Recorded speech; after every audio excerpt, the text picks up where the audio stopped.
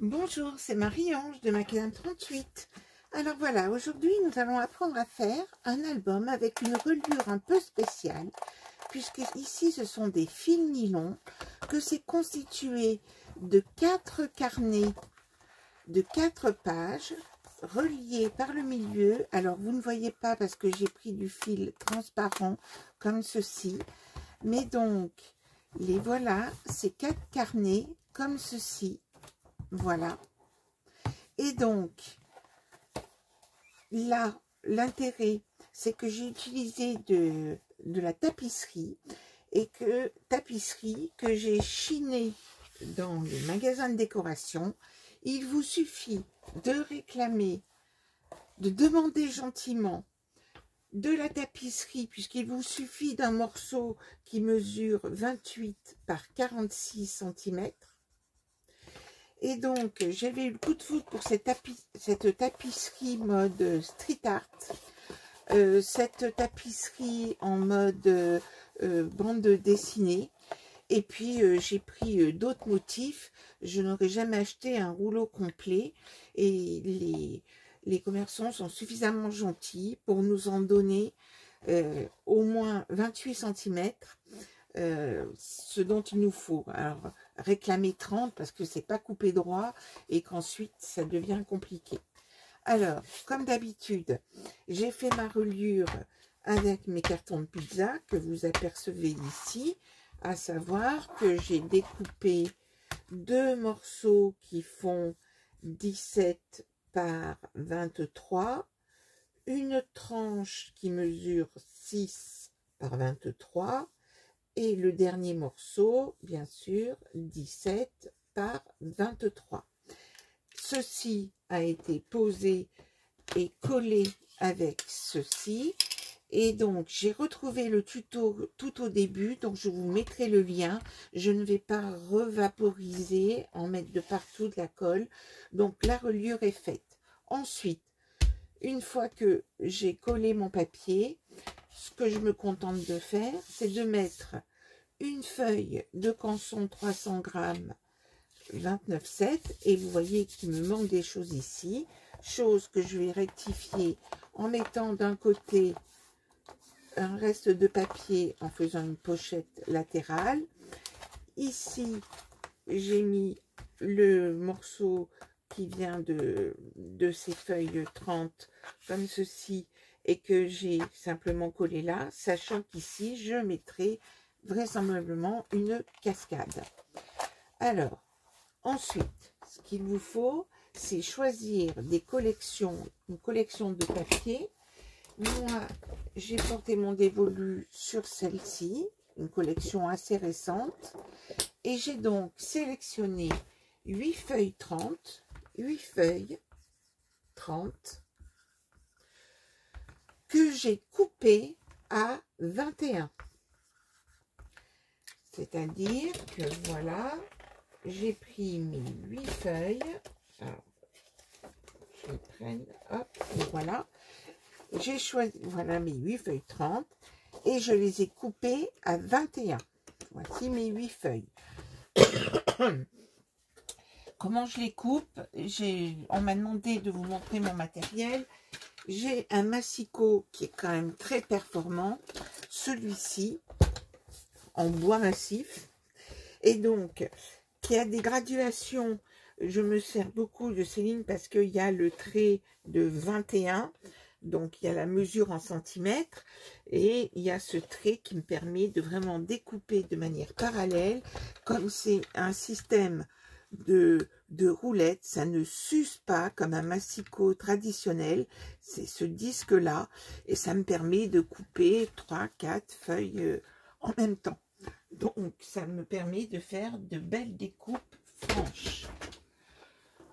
J'ai donc mes 8 feuilles comme ceci, mes chutes que je conserve précieusement.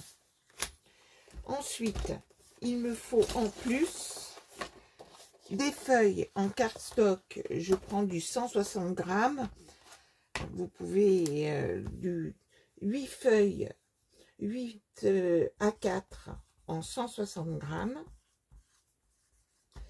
et que donc vous allez, comme toutes les autres, que vous allez plier en deux de manière à constituer des livrets de 4 pages. Donc je plie des blanches, j'ai pris des violettes, je vais constituer mon premier livret, hein. Une blanche, une violette. Ensuite j'ai pris une dans les tons bleus, et puis je vais prendre la dernière dans les tons roses. On va prendre celle-ci, et donc vous allez plier toutes vos feuilles et vous allez choisir. Donc on va mettre une feuille comme ceci, une blanche, la rose, et ensuite la violette, et je vais constituer ainsi 4 livrets en harmonisant donc les couleurs, et je vais constituer 4 livrets comme j'ai fait ici. Donc ce motif là, c'est un ancien bloc action avec les noirs et blancs, cette feuille-ci, et là j'ai mis des blanches. Ensuite j'ai constitué cet autre groupe en mettant ces modèles là, puis celui-ci, et le dernier comme ceci. Donc ceci, vous allez faire 4 carnets comme ceci. Maintenant nous allons faire le plus difficile, à savoir faire les trous dans ma structure là. Alors j'ai un sens, ça sera dans le sens là qui va s'ouvrir, hein, le motif a un sens, hein. Parfois les motifs n'ont pas de sens, hein, ce sera plus facile pour vous. Et donc ce que je vais faire, c'est que je vais utiliser pour faire les trous ma crocodile.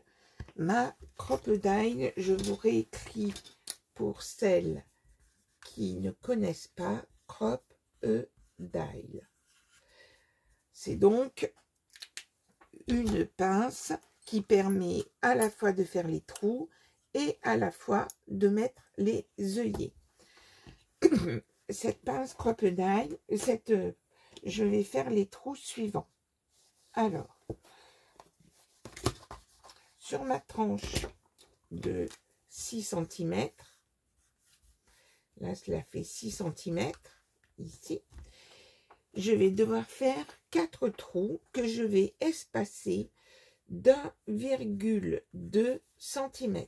1,2, 1,2, 1,2, c'est-à-dire que je vais me positionner, et je vais me positionner à la dimension maximum que j'ai sur ma crocodile, c'est-à-dire 2,5 cm, si bien que je serai bien en butée.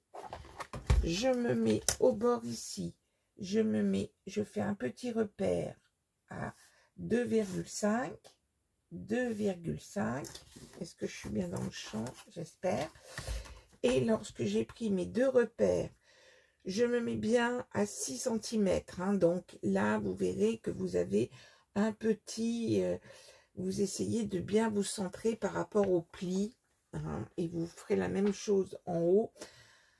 Et donc là je fais un point à 1,2, puis à 2,4, puis à 3,6 et ensuite à 4,8.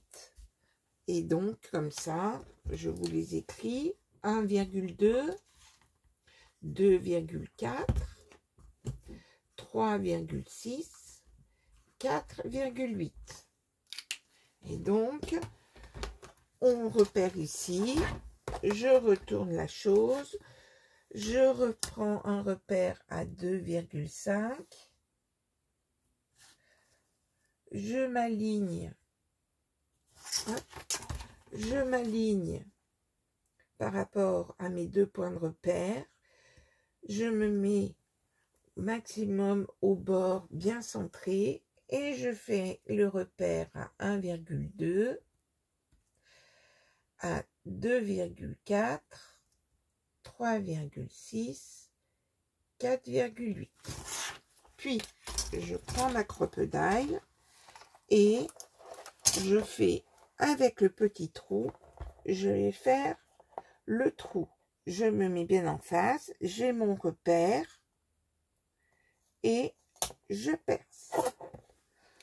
Alors, on secoue. Si ça ne veut, il y a le bout de carton qui vient se coller, donc on l'enlève. Voilà. Et on fait ainsi nos, qu'on voit par transparence, et on fait ainsi nos 8 trous. Alors, j'ai hésité à préparer le travail avant, mais ma foi, c'est pas très long. J'espère que je ne fais pas de bêtises, hein. Je suis pas très appliquée. Essayons d'être vraiment le mieux centré possible par rapport aux petits trous, aux petits traits de crayon que j'ai fait. Hop.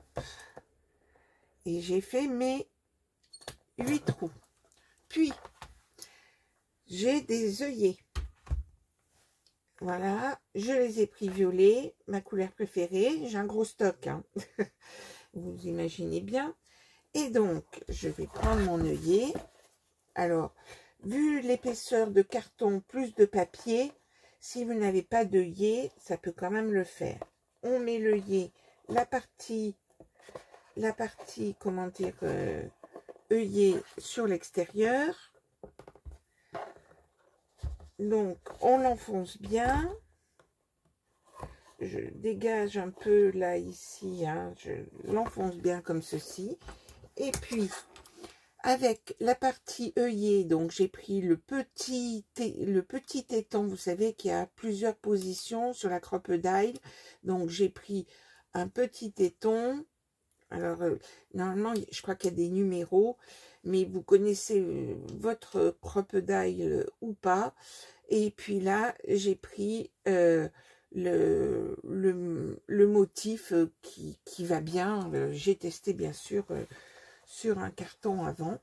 Et ensuite, il me suffit de me mettre bien en face et de serrer. Et j'ai ainsi positionné mon premier œillet. Je vais faire ça sur les 4. Donc, ce que je vais me contenter de faire, hein, c'est de faire qu'une chose pour pas faire un tuto trop long. Donc, je mets bien mon œillet. Donc, là, les trous, voilà. Hop. J'appuie bien parce que comme c'est bien épais, il faut que ça prenne le maximum d'épaisseur. Voilà. Et puis, je fais la même chose. Ensuite, je clipse mon œillet. Voilà. Et donc, je vais faire ça pour les 8 trous. Ensuite, qu'est-ce que je fais? Je présente, alors je fais attention s'il y a un sens. Donc, vous voyez, typiquement, là, si je ne vérifie pas, je ne suis pas dans le bon sens. Donc, je suis dans le sens là. Il va se positionner ici. Et donc, j'ai pas commencé par le premier trou. Premier, deuxième, troisième, quatrième. Mais donc, en admettant... Alors, je vais faire le premier trou, hein, quand même. Je vais quand même faire le premier trou. Parce que je veux respecter l'ordre que je me suis imposé. Mais, voilà. Je vous refais une deuxième fois. Donc, on dégage bien au niveau du trou, puisque nous avons une grande épaisseur. Hein. Et donc, même combat. Je sertis mon œillet. Et je vais faire ensuite celui-ci. Hop.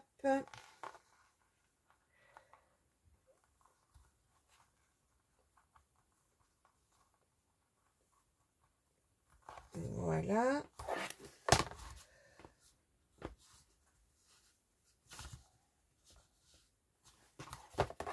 Et je termine celui-ci. Ensuite, pour ne pas faire d'erreur, donc je suis dans le bon sens, voici mon premier groupement.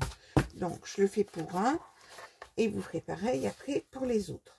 Je me positionne comme ceci. C'est la méthode la plus simple pour être sûr de ne pas faire d'erreur. Ça va se trouver à 1,5, mais ça, vous allez le constater. Je repère bien le milieu de mon trou, je me mets en face, ici, comme ça. Si vous avez un défaut, donc là, j'ai fait un trait de crayon ici, et donc, vous pouvez le constater par vous-même que cela fait c'était 1,5 cm du bord. Mais si vous avez fait une erreur, l'important c'est que ce soit aligné par rapport au trou que vous avez fait. Si vous êtes un petit peu décalé, eh bien, ce qu'il faut, c'est que votre feuille soit bien adaptée. Et puis là, je vais faire mon trou. Alors là, j'y vois pas beaucoup, mais j'y suis quand même. Je fais sur la tranche, au niveau du repère que j'ai pris. Et je fais la même chose de l'autre côté. Je vois bien mon trait de crayon. Vous ne le voyez pas, hein, mais quand vous serez en train de travailler, vous le verrez bien. Hop. Et j'ai ainsi fait mon trou qui est bien sur la tranche. Vous aurez ensuite, alors c'est du fil de pêche. Du fil de pêche qui fait 0,4 mm de large. Là, fil de pêche qui était un peu plus gros, qui fait 0,6 je crois. Vous pouvez prendre aussi de la ficelle si vous voulez, mais j'ai pu constater à l'usage que le fil de pêche, ça fonctionnait très bien, surtout quand on est seul pour travailler. Donc, ce fil de pêche là, j'en prélève 1 mètre. 1 mètre, c'est un peu trop, mais c'est pour avoir une meilleure prise, pour pouvoir serrer. Et ensuite, vous recouperez, mais donc moi, j'ai préféré prendre 1 mètre. Donc, je présente dans le bon sens. Je prends mon bout de fil de pêche, hein, qui est bien rigide. Il n'y a pas besoin d'une aiguille. Je passe dedans. Je passe de l'autre côté. Et ensuite, je reviens ici. Hop. Le trou est facile à prendre. Comme ceci. Et je passe, je fais une deuxième passe.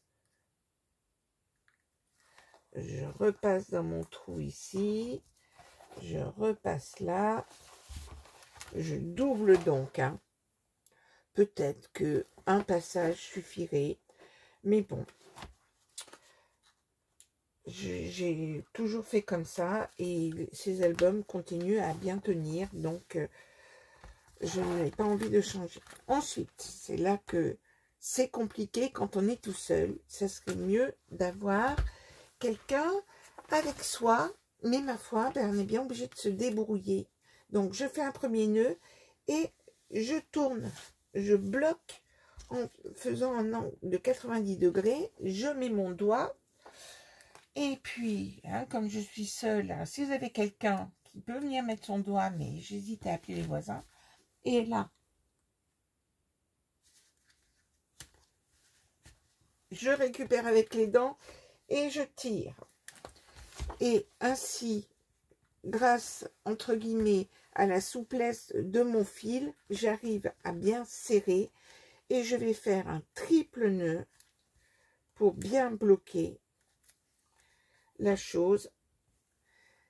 Et je vous assure que j'en ai un depuis 3 ans qui n'a pas bougé. Il faudrait que je vous le cherche. J'aurais dû le chercher. Et donc, une fois que j'ai fait ceci, eh bien, je peux couper. Donc, vous voyez qu'on a un peu de rab, de fil nylon, mais que donc, voilà, c'est... on a besoin d'avoir suffisamment de longueur pour pouvoir tirer. Et ensuite, eh bien, vous prendrez votre deuxième livret que vous aurez constitué. Et puis, vous allez le présenter devant les trous que vous avez fait. Et vous faites la même opération. Cette opération-là, vous allez la faire 4 fois. Ensuite, dans vos chutes, vous allez, en fonction de la dernière couleur que vous aurez pris pour faire votre dernier assortiment, alors je ne sais pas lequel je vais faire, peu importe. Mettons que ce sera sûrement pas celui-là. Mettons que ce soit celui-ci qui sera la dernière couleur que je vais mettre. Eh bien, je vais faire une pochette en faisant un pli à 1,5 dans cette chute-là. Je vais faire dans ma chute, je fais un pli à 1,5, puis un pli à 22,5, c'est bien ça, et ensuite, c'est-à-dire que là, j'aurai 21, et je couperai donc à 24.